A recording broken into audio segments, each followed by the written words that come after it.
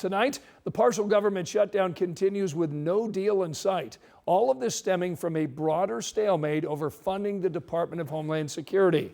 Our Jenna Webster explains the changes that some Hoosiers are hoping for.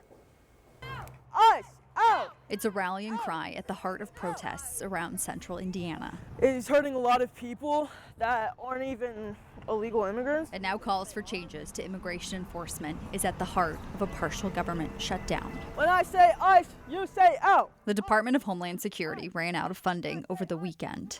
Democrats are demanding changes to ICE and Border Patrol, including an ID requirement, judicial warrants before immigration arrests, and no masks on officers. I also do think that there should be more happening with it.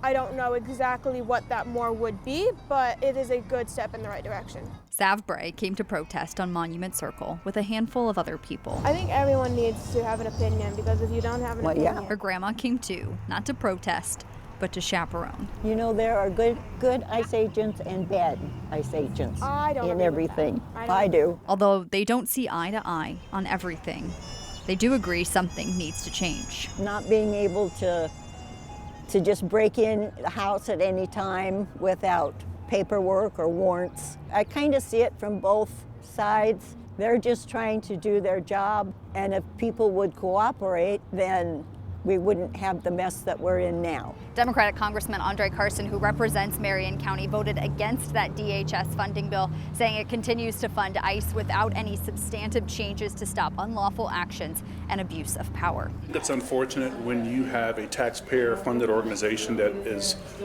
has deviated from its original charter.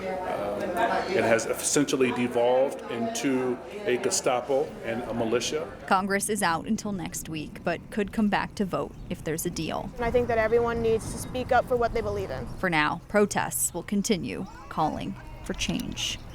In Indianapolis, Jenna Webster, 13 News.